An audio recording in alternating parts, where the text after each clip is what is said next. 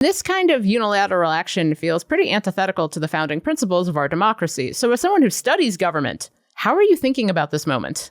I don't like it. It's Wednesday, January 29th. I'm Jane Coaston, and this is What a Day, the show staring at the new Axios poll saying that Republicans now trust Trump as much as their own doctor when it comes to making personal health decisions.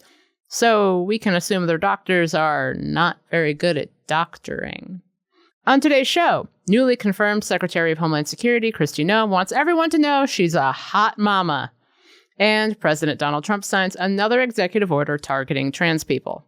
But first, Tuesday afternoon, a federal judge paused a sweeping order from the Trump administration to temporarily freeze trillions of dollars in federal grants and loans. It was welcome news after a day where the nation devolved into abject chaos as everyone from lawmakers to hospital administrators to preschool teachers tried to figure out what in the hell the administration meant with its Monday night order. Medicaid reimbursement portals went down in every state. It jeopardized federal payments to state health care programs that cover treatments for millions of low-income Americans. The same thing happened with Head Start, the federal early childhood education program for low-income kids. Providers said they lost access to the federal government's payment website, potentially upending things like payroll. Nonprofits, universities, medical research centers, housing assistance programs, all were left scrambling in the wake of the funding freeze. The mess and panic finally gave Democrats something resembling a spine to forcefully stand up to Trump.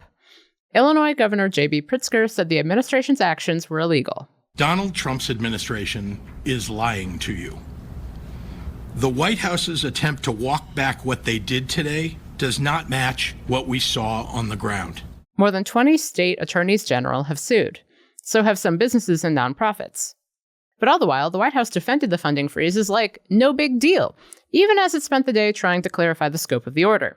In her first press briefing, White House Press Secretary Caroline Leavitt said that unilaterally pausing funds appropriated by Congress and that were signed into law is all very legal. This is certainly within the confines of the law. So White House counsel's office believes that this is within the president's power to do it, and therefore he's doing it. Oh, they believe that. Do they?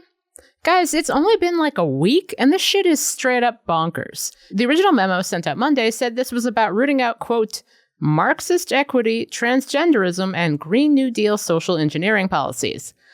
Sure. But to try and make a little sense out of it, I spoke to Casey Burgat. He's the director of the Legislative Affairs program at George Washington University's Graduate School of Political Management, and he hosts GW's political podcast, Mastering the Room. Casey, welcome back to What a Day. Thank you. So, can the president just do this? Like, it's been a while since I took civics, but I was pretty sure Congress controlled the purse strings. Yeah, this is the fundamental question, right? And no, I mean, constitutionally, they can't. But there are a lot of things that are written in the Constitution that ultimately come down to people checking that power, right? We say we live in a system of checks and balances, but they don't exist automatically where the president overreaches and all of a sudden some buzzer sounds and he can't do that anymore. It relies on the courts. It relies on especially Congress to protect their constitutional powers, and the power of the purse is at the top of that list that they need to protect. At this point, and we're talking on Tuesday afternoon, the legal sticking point over Trump's OMB order seems to be whether it's temporary, that Trump may be within his legal right to pause federal funding for a short amount of time, but not long term. He can't just cancel it. Is that correct?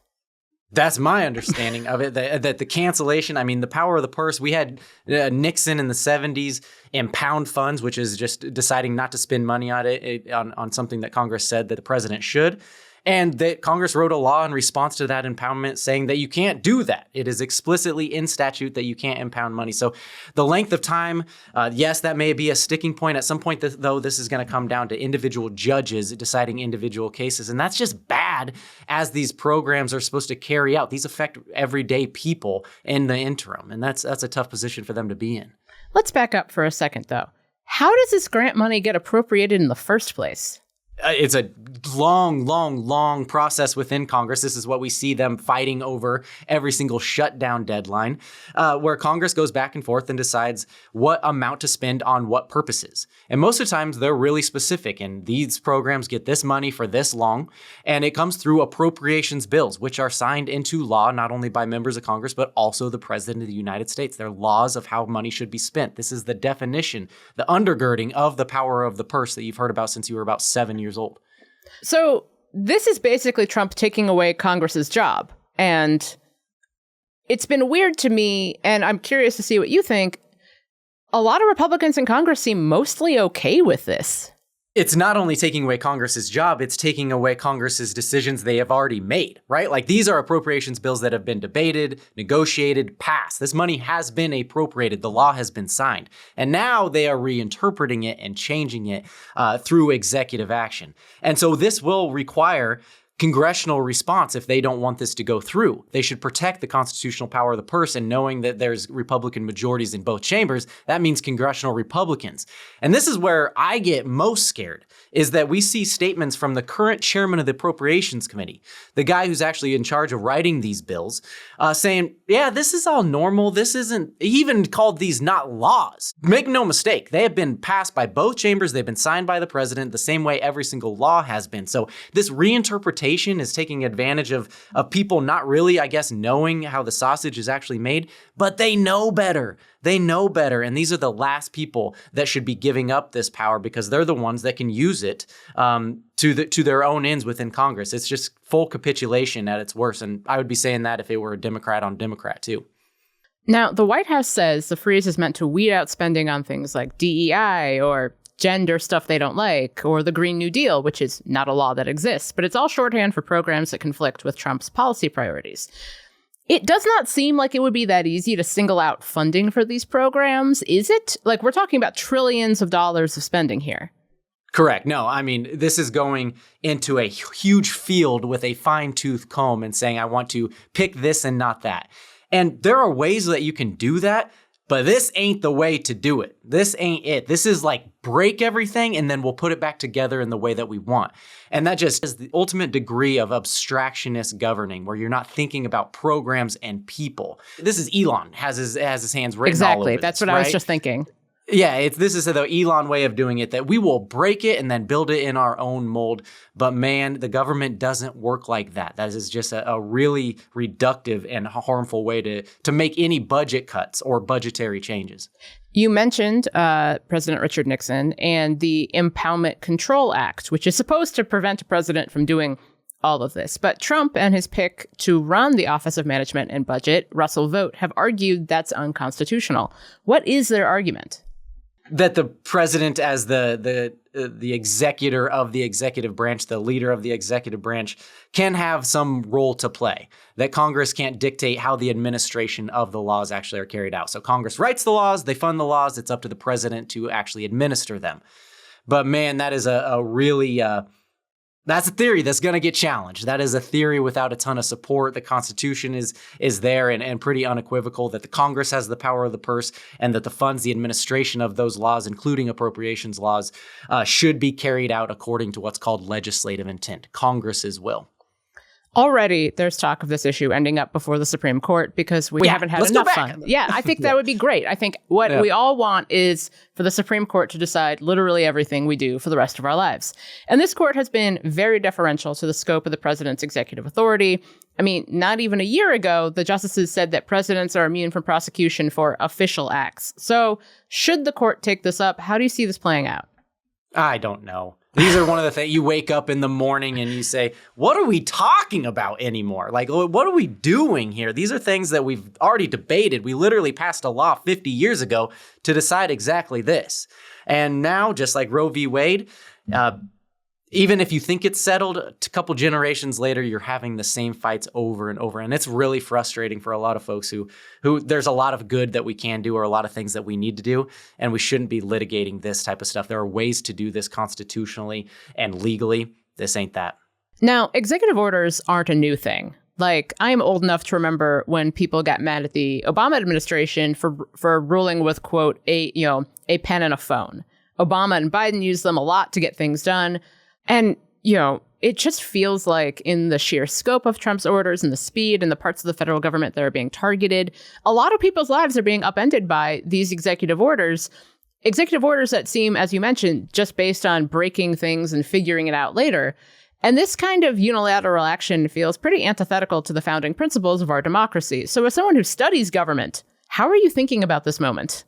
I don't like it, right? Like, this is just, you can even love, and I say this to a lot of my friends on the other side, or like, you can love what he's doing, but the process often matters more. And so what you're effectively saying is you're signing up for someone who you fundamentally disagreeing with, doing this back to you on things you disagree with, and they will go farther. That's what we know about presidential power grabs. It's always going to get more and more unless they are just absolutely checked by the constitutional players of the game, namely Congress and the courts. Casey, thank you so much for joining us. Anytime. We'll get to more of the news in a moment, but if you like the show, make sure to subscribe, leave a 5-star review on Apple Podcasts, and share with your friends. More to come after some ads. What Today is brought to you by Lumen. Did you know that 80% of resolutions fail by February? You can beat the odds with Lumen and improve your health. Lumen is the world's first handheld metabolic coach.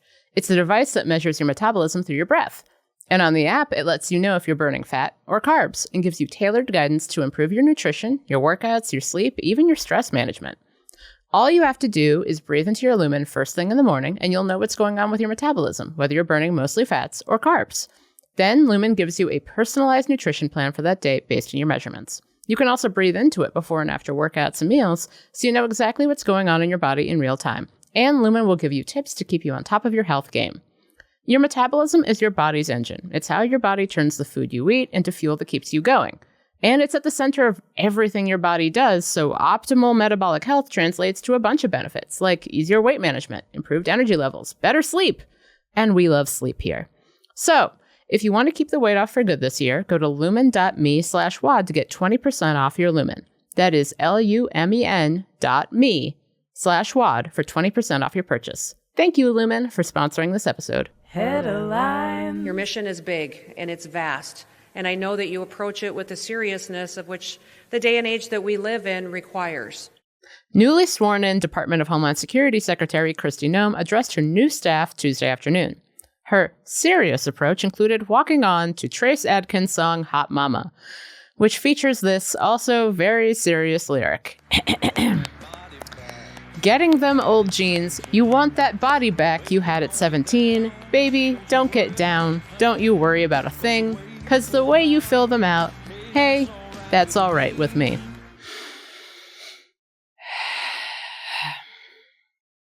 Earlier in the day, she donned an iced vest to join federal agents in New York City for an immigration enforcement operation. Here in New York City this morning, we are getting the dirtbags off these streets. Noem posted on Twitter, quote, "We are doing this thing right, doing exactly what President Donald Trump promised the American people, making our streets safe." A raid in the Bronx resulted in arrests of immigrants, including a man accused of kidnapping. Authorities said the man was also one of several alleged Venezuelan gang members caught on video last year taking over an apartment building in Aurora, Colorado. New York City Mayor Eric Adams and Governor Kathy Hochul, both Democrats, backed the immigration operation in the country's largest sanctuary city. Adams said the city, quote, "will not hesitate to partner with federal authorities to bring violent criminals to justice, just as we have done for years." Over in Chicago, the response to federal enforcement operations was quite different. Mayor Brandon Johnson said at a news conference Tuesday, quote, "This desire to popularize fear is unconscionable and abhorrent." We stand together firmly in our welcoming city status, as well as our commitment to protecting all residents of the city of Chicago, no matter where you come from or how long you've lived here. ICE hasn't offered much information about the operation in Chicago. Officials there estimate roughly 100 people were taken into custody. The Trump administration is offering deferred resignations to any government employee who doesn't want to return to the office. The email sent to federal workers says, quote, "If you choose to remain in your current position, we thank you for your renewed focus on serving the American people. For folks who decide to leave, the email promises you will be provided with a dignified, fair departure." Sure. One section of the email lays out the Trump administration's standards of conduct, which calls for employees to be loyal and trustworthy. Those who engage in misconduct could be investigated and disciplined. President Trump signed an executive order on Tuesday that would cut federal funding for gender-affirming care for trans youth. This basically means that Medicaid and other federally backed insurance companies can no longer cover transition-related treatments like hormone therapy, puberty blockers, and gender-affirming surgeries. The rule would apply to anyone under the age of 19 seeking gender-affirming care. So not just trans kids, adults too. America, the country where you can be old enough to vote and die in a war, but too young to make decisions about your own fucking body. Trump put out a statement on Tuesday deeming these treatments, quote, destructive and life-altering, even though they're endorsed as perfectly safe by every single major medical organization. This is just the latest attack on trans rights by the Trump administration. On Monday, Trump signed an executive order to ban trans folks from serving in the military. On his first day in office, he signed another that limits the definition of sex to male or female. After 3 terms in the House and 2 terms in the Senate, I believe now it's time for me to write a few more paragraphs in my current chapter and then turn over the reins. I will therefore not seek re-election in 2026. On Tuesday, Michigan Democratic Senator Gary Peters announced he won't pursue a 3rd term in the Senate. Although I will not be on the ballot next year, I will not just walk away. I plan to actively campaign to ensure we elect a dynamic Democratic candidate to be the next U.S. Senator from Michigan. His surprise announcement leaves Democrats in Michigan to defend a critical Senate seat without the advantage of an incumbent. Those reportedly interested in the seat include former Biden Transportation Secretary Pete Buttigieg. From President Trump directly, an update on the New Jersey drones. After research and study, the drones that were flying over New Jersey in large numbers were authorized to be flown by the FAA for research and various other reasons. In a, how should we put this, wide-ranging press conference on Tuesday, newly minted White House Press Secretary Caroline Leavitt told reporters that Americans have nothing to fear. The New Jersey drones weren't here to harm us. This was not the enemy. President Trump has been fixated on these drones for quite some time. Remember, last December, Trump suggested the Biden administration knew more about the situation than it was sharing in his typical fear-mongering, chum-throwing way. The government knows what is happening. Look, our military knows where they took off from. If it's a garage, they can go right into that garage. They know where it came from and where it went. And for some reason, they don't want to comment. Then White House National Security Communications Advisor John Kirby said they were lawful and legal aviation activities. Here's what he said on the Today Show. We know that there's no national security threat. We know there's no public safety threat. So apparently, Trump needed to redo the Biden administration's work to let the public know, again, that the drones in New Jersey didn't pose a threat. I don't know about you, but this sounds like the type of government redundancy Elon Musk and Doge are supposed to clean up. And that's the news. One more thing. Today starts the confirmation hearings for Robert F. Kennedy Jr. for Secretary of Health and Human Services. He has a lot of support from across the political spectrum, from people genuinely worried about plastics in our food supply to Instagram grifters trying to scare people about the dangers dihydrogen monoxide poses to kids. That's water, folks. Water. But he's got some major opposition. From his cousin, Caroline Kennedy, former U.S. ambassador to Australia. I've known Bobby my whole life. We grew up together. It's no surprise that he keeps birds of prey as pets, because Bobby himself is a predator. And particularly from conservatives. The Wall Street Journal editorial board argued that he's a danger to public health, writing, quote, senators would be wise to believe RFK Jr.'s career of spreading falsehoods rather than his confirmation conversions. And the New York Post editorial board, which has never met a Democrat it didn't hate, quoted Trump himself when he said in April 2024 that RFK Jr. is a radical left lunatic, before adding, quote, we sincerely believe Trump would live to regret as Secretary Kennedy. We know the United States would. Now, I've seen some people argue online that all of this criticism from Republicans is a good thing, because obviously Republicans like bad things and hate good things, ergo RFK Jr. must be good. He hates oil companies. He believes in climate change. He wants to get pollutants out of our water. But this is oppositional defiance disorder masquerading as politics. And the fact that Trump nominated him in the first place should tell us something. Because yes, actually, RFK Jr. is absolutely bananas. Like, beyond typical anti-vaxxer level bananas, which is a level of bananas I really didn't think I need to worry about in my actual life. In 2021, he said during an appearance for his group, Children's Health Defense, quote, now we know that, we should not be giving black people the same vaccine schedule that's given to whites because their immune system is better than ours. which is huge fucking news to me, a black person. Back when he was running for president in 2023, he told the New York Post, quote, "COVID-19 is targeted to attack Caucasians and black people. The people who are most immune are Ashkenazi Jews and Chinese. It wasn't, and they weren't. But like I said, bananas." Now, you could believe that Donald Trump has brought RFK Jr. in to be part of a team of rivals, where RFK Jr. could speak truth to power and get microplastics out of our kids' cereals or something. Or you could remember that last week, the Trump administration reversed plans to stop so-called forever chemicals, which have been linked to terrible health effects, from being discharged into wastewater. And you could remember that during Trump's first term, people who challenged him tended not to last long in his administration. Because the problem with RFK Jr. isn't just that he's completely bananas and would run roughshod over public health in this country. It's that he'd be working with an administration that would ensure that any actual good thing he wanted to do was impossible.